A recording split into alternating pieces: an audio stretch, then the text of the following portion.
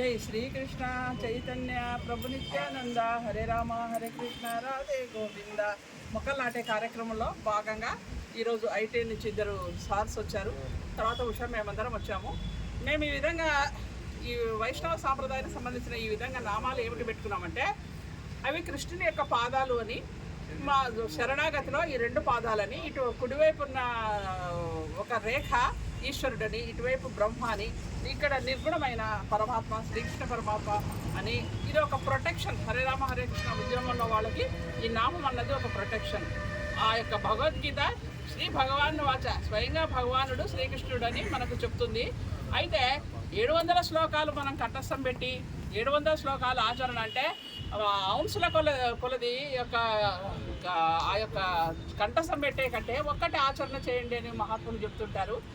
ఆ యొక్క రాణి అహల్యాబాయి హోల్కర్ అని, ఆమె మహారాణి.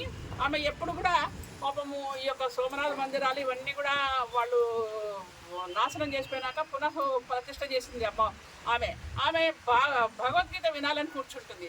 కానీ ఆ రాజ యొక్క కార్యముల వల్ల, ఆమె రాజకార్యాల వల్ల వినలేకపోతుంటుంది. ఇట్లా ప్రతిరోజు అవుతుంటే ఒకరోజు ఏం చేస్తుంది, సరే ఇట్లా కాదు, భగవద్గీత యొక్క మొత్తం సారాంశాన్ని మాకు 2 శ్లోకాల్లో చెప్పండి అని ఆచార్యులను అడుగుతుంది. అప్పుడు ఆ యొక్క సరే అమ్మగారని ఆ అహల్యాబాయి హోల్కర్ కూర్చుంటుంది. ఆచార్యులు కూర్చొని భగవద్గీత గురించి చెప్తారు. ఏం చెప్తారు? మొట్టమొదటి శ్లోకం చెప్తారు. మొట్టమొదటి శ్లోకం భగవద్గీతలో ఏమిటి? ధర్మక్షేత్రే కురుక్షేత్రే సమవేతాయుత్సవ మామక పాండవచ్చైవ కిమకుర్వత సంజయ. ఎవడు అడుగుతున్నాడు? ఫస్ట్ శ్లోకం గుడ్డోడు అడుగుతున్నాడు. ఆ గుడ్డోడు ఏమిటి? మమకారం. ఎవరికైనా మమకారం అనేది ఒక అంధత్వంతో సమానం. మొట్టమొదటి శ్లోకమే ఇంతటి భగవద్గీత మొట్టమొదటి శ్లోకమే గుడ్డంతో స్టార్ట్ అయిందంటే మానవులు మనమందరం మనకి ఇదంతా బోధ. ఏమడుగుతున్నాడు? ఆ యొక్క ధర్మక్షేత్రమైన ఆ కురుక్షేత్రంలో మామక అంటే మావారు, అంటే అక్కడ అభిమానం, మా అనే అభిమానం. పాండవచ్చైవ వాళ్ళు అంటే దూరం చేసి, కిమకుర్వత సంజయ ఏమి చేయుచున్నారు అంటే యుద్ధాన్ని పోతే ఏం చేస్తారు? యుద్ధం చేస్తారు. కానీ వీని ఆశ అంట ఏమి, ఇన్నాళ్ళు అరణ్యవాసం అయిపోయింది, అజ్ఞాతవాసం అయిపోయింది, ఇంతమంది సస్తారు, ఎందుకు ఈ బాధ, సరే మీరే తీసుకోండి బా రాజ్యము అని వెళ్ళిపోతారేమో అని ఆ యొక్క గుడ్డోడికి ఆకాంక్ష. చూడండి ఎంత అధర్మం. ధర్మతో స్టార్ట్ అయింది భగవద్గీత. తర్వాత ఎండ్ దేంతో అయింది అని అప్పుడు చెప్తాడు. ఏమని? ఎండు ఆఖరి శ్లోకం ఏమిటి భగవద్గీతలో? యత్ర యోగీశ్వర కృష్ణ యత్ర పార్థో ధనుర్ధరః తత్ర శ్రీ విజయోర్భూతి ధ్రువానీతిర్నుతిర్మమ. అంటే యోగీశ్వరుడైన కృష్ణుడు, ఆ యొక్క ధనుర్ధారి అయిన అర్జునుడు ఎక్కడుంటాడో అక్కడ విజయం సంప్రాప్తిస్తుంది అని చెప్తున్నాడు. ధ్రువానీతిర్నుతి మమ అనే దాంతో భగవద్గీత ఎండ్ అయింది. ధర్మతో మొదలైంది.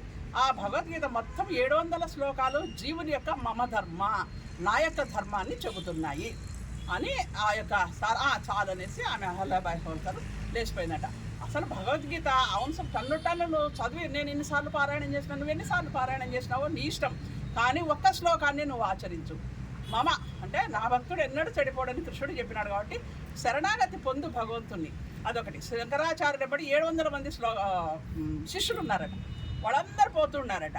ఒక్కరోజు శ్లోకం చెప్తే స్వామి భగవద్గీతనే నీ ఎంట ఉంది అన్నారట. ఇటువంటి విశిష్టమైన భగవద్గీతను ప్రతి హిందువు ప్రతిరోజు పిల్లలతో చదివించాలి. వాడు ముస్లిమ్స్ అయితే ఖురాన్, ఇంత చిన్న పిల్లని ఇట్లా బట్టేసుకొని పోయి ఇట్లా పెట్టుకొని ఖురాన్ తీసుకుపోతుంటారు. బైబిల్ ఆదివారం క్రిస్టియన్స్ చదువుతుంటారు. కానీ మన పిల్లలకు మనం భగవద్గీత పఠనమే అలవాటు చేయలేదు. ముందు మనం చదివితే కదా మన పిల్లలు ఇచ్చేసేది. కాబట్టి భగవద్గీతను ముందు ఇస్కాన్ మన యొక్క అదృష్టం ఏమంటే ఇప్పుడు విగరస్గా ఇస్కాన్ వాళ్ళు భగవద్గీత భాగవతం ఈ విధంగా పిల్లల్లో తయారు చేస్తూ ఉన్నారు. ఇప్పుడు మనము ఆ యొక్క ట్రాక్లో పూర్వం నుంచి సనాతనమైన మన ధర్మాన్ని ప్రచారం చేయడంలో ఇస్కాన్ విశేషంగా కృషి చేస్తుంది.